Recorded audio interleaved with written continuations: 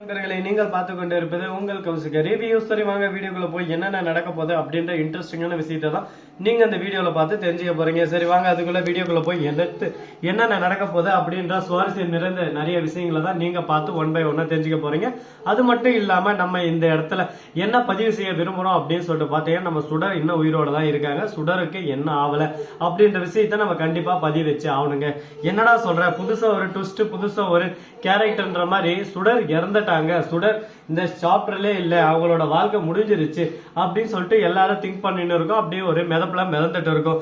இந்த மாதிரி ஒரு சமயத்துல திடீர்னு நீ இப்படி சொன்னா அது நம்புற மாதிரி இருக்கா, அது எப்படி நாங்க நம்புவோம் அப்படின்னு சொல்லிட்டு உங்களுக்குள்ள ஒரு கேள்வி மனசுக்குள்ள கண்டிப்பா இருக்கும். யாரா வேணா இருக்கட்டும், அந்த மனசுக்குள்ள அந்த கேள்வி இருக்கதான் செய்யும்.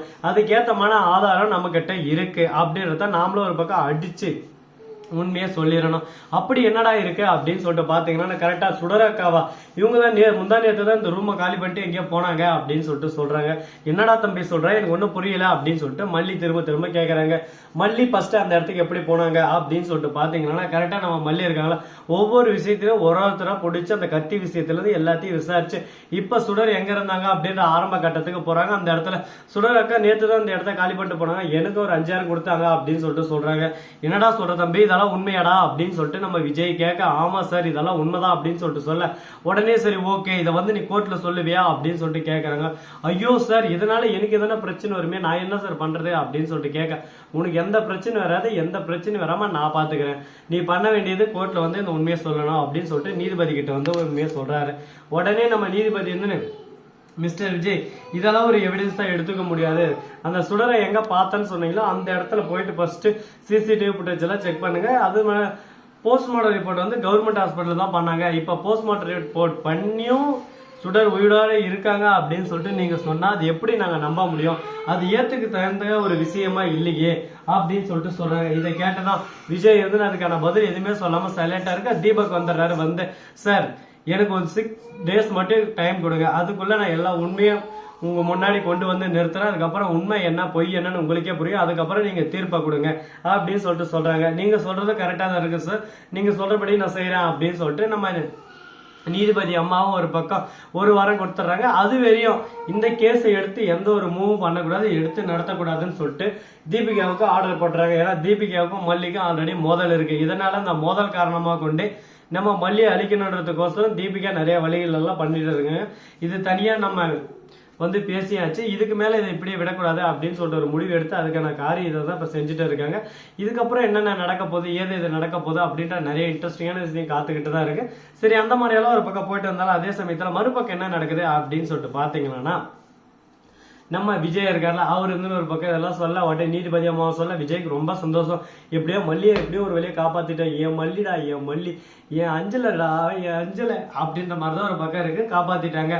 ஆனா இந்த உண்மை எல்லாமே ஒரு பக்கம் வெளிச்சத்துக்கு வரணும்னா அந்த சுடர் எங்க இருக்கா, சுடரப்ப கையும் நலமா பிடிக்கணும், கூடவே இருந்து குளிப்பி அடிச்சுட்டேடா செவ்வால செவ்வால தாவுடா தாவு அப்படின்ற மாதிரி ஒரு பக்கம் ஏமாத்திட்டேடா, நீ எல்லாம் மனுஷன் தானா அப்படின்ற மாதிரி தான் ஒரு பக்கம் தோணுது. என்னங்க பண்றது, தீயினால் சுட்ட பொண்ணு உள்ளாராதே நாவினால் சுட்ட விடு, என்னதான் ஒருத்தரை இது பண்ணாலும், ஆனா நம்ம என்னதான் நான் வார்த்தையால ஒரு பக்கம் சுட்டாலும் ஒருத்தருக்கு புத்தியே வராது, அவங்க பண்றதுதான் விஷயம் அப்படின்னு சொல்லிட்டு நினைக்கிற நிறைய முட்டாள் ஜனங்கள் இருந்துகிட்டு தான் இருக்கு. இவங்ககிட்ட நம்ம எதுவுமே போராட முடியாது, எதுவும் செய்ய முடியாது. அதனால இதுக்கப்புறம் இதை பத்தி நாம எந்த கான்செப்டுக்கும் இறங்கவும் முடியாது. சரி முடிஞ்சதெல்லாம் முடிஞ்சிச்சு, இதுக்கப்புறம் என்ன பண்ண போறோம் ஏது பண்ண போறோம் அப்படின்ற சுவாரஸ்யம் நிறைஞ்ச விஷயத்தான் நம்ம இந்த வீடியோல பார்த்து தெரிஞ்சுக்கலாம். அதுக்கு முன்னாடி நம்ம கதிரேசன் இருக்கார்ல, அவரும் ஒரு பக்கம் கோர்ட்டுக்கு வராரு. மல்லி மேல எந்த தப்பு இல்லை, மல்லி நிரபராதி தான் அப்படின்றதுக்கான ஆதாரம் அவர்கிட்ட சாலிட் ஆதாரம் இருக்கு. அதை எட்டு அவங்க நிறைவேற்றுறாரு. ஆனா அது நிறைவேறத படுமா படாதா, என்ன நடக்க போகுது ஏது நடக்க போகுதுன்னு சொல்லிட்டு ஒரு பக்கம் பயம் பதட்டம் எல்லாமே ஒரு பக்கம் அடிச்சு துவம்சம் பண்ணுது.